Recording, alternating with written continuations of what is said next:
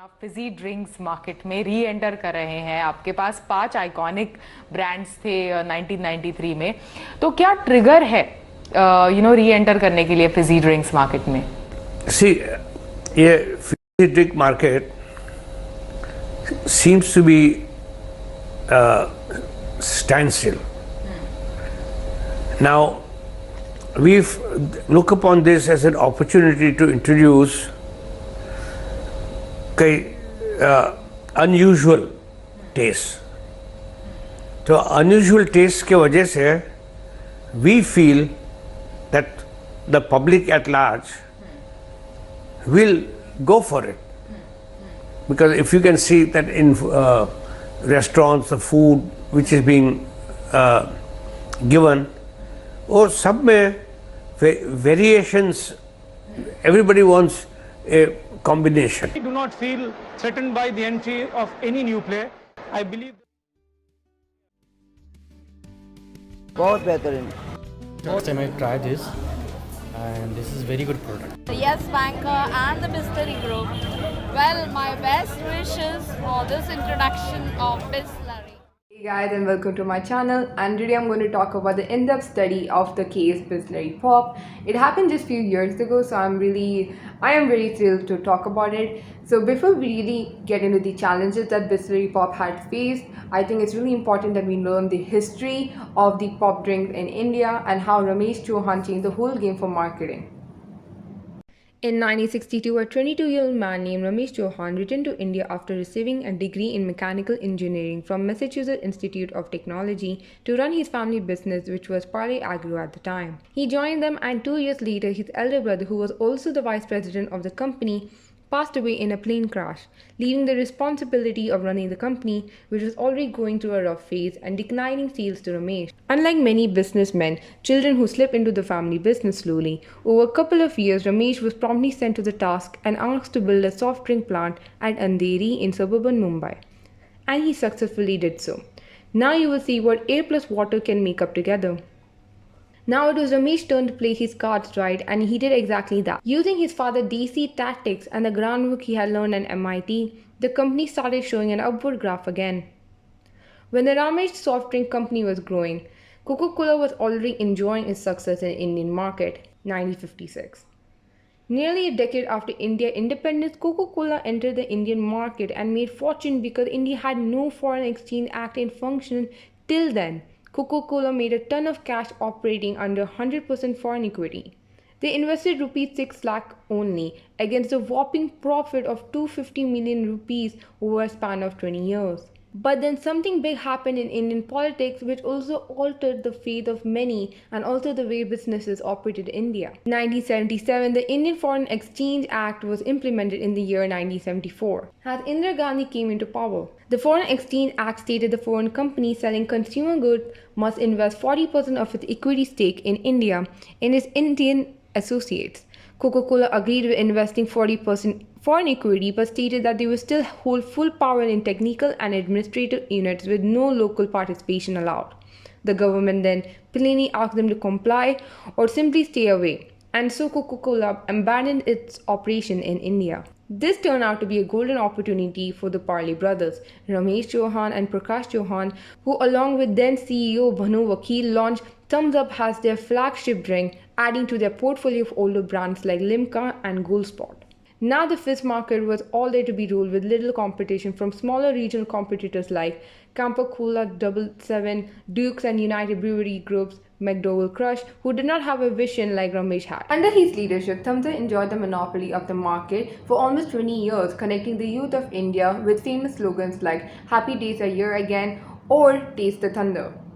He made the fizz stronger, marketed like a more manly drink for the 80s and 90s youth.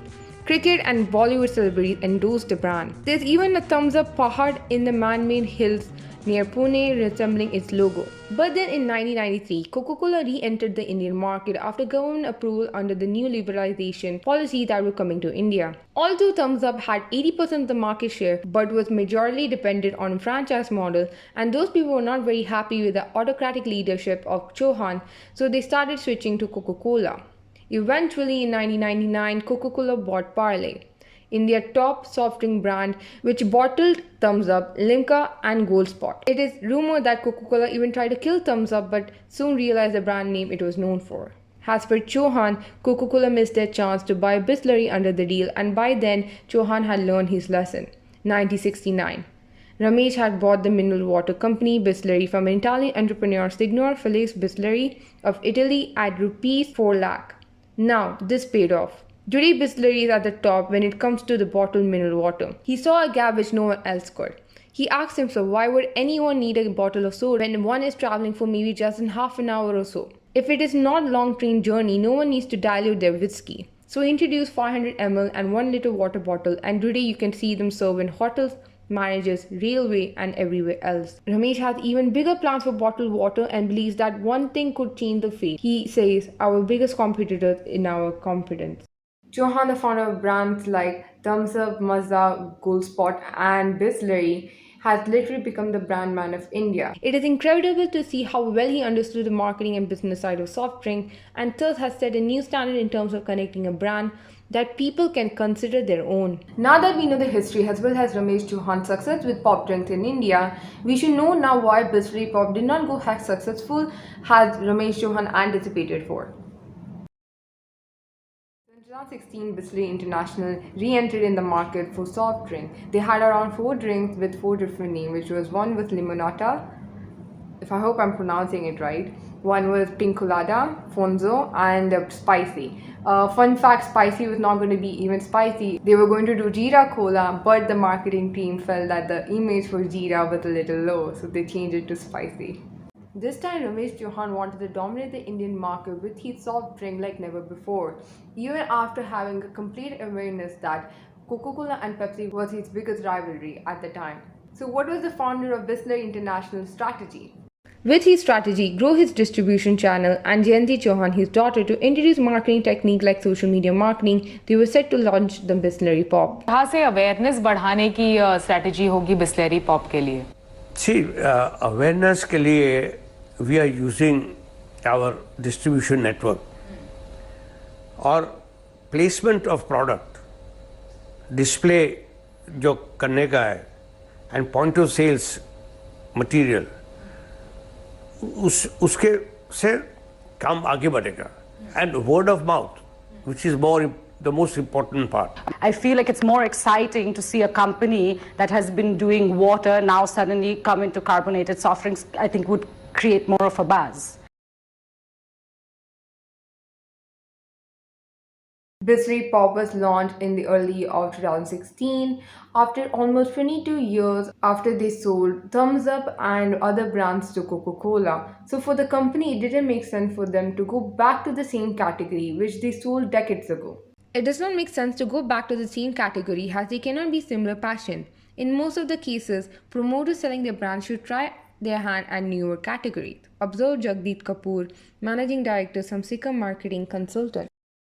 Lack of attention among distributors, as they only concentrated for Bisleri water rather than Bisleri carbonated drinks. Their fault lies with our people and distributors, since they always wanted to promote Bisleri water instead of the carbonated beverages. We are now planning to alter the offering and re-looking at the formulation, which should also include the mandatory 10% juice as stipulated by the government, said Ramesh Chauhan, the chairman of Bisleri International.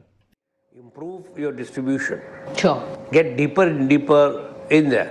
Our guys also become arrogant, the sales guys. Now, somehow you can say naturally, but can't afford it. So we've got to see that these guys don't get arrogant and really get down to Doing business or work. yeah. Even though the carbonated drink was going down at the rate of 4% to 6% in the year of 2014 and 16, the chairman thought that the people were bored of the drink of the standard drink of cola, lemon, and orange. With that, the consumer were ready for any kind of variation in the market. The brand needed to understand they need huge intervention for TV advertisement and endorsement for the top of mind awareness with recall value for a brand such that it was very low, given the multitude of number of competitors in the market like Cola and Pepsi at the time. Even though the brand did a lot of BTL campaign in major of the metro cities. At that time, brand had huge competition like Fanta Green Mango as well as 7-Up Nimbu Masala. Comes at a time when Coca-Cola, the #1 player in the market today, has just launched its fruit with fizz drink called Fanta Green Mango. As Bisleri Pop prepares to counter Fanta Green Mango in the market, it will be interesting to find out who eventually has the advantage in this game. But now, more and more companies are creating innovative drinks to suit Indian tastes.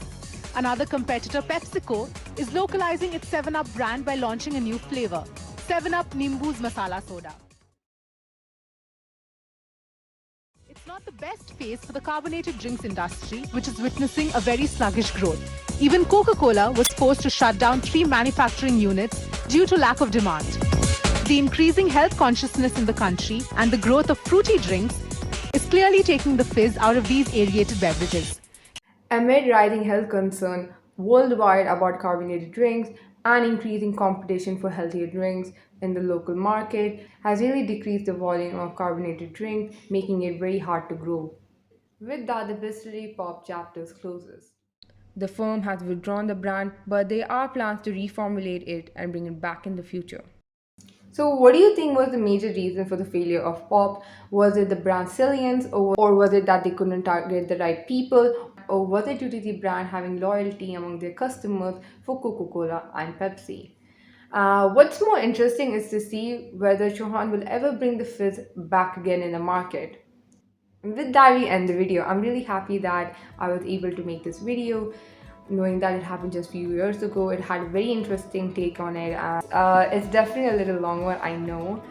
I hope you enjoyed the video. If you do, like and subscribe, of course, for more content like that. I'm going to make more different topics, so stay tuned for that. And until then, just take care of yourself.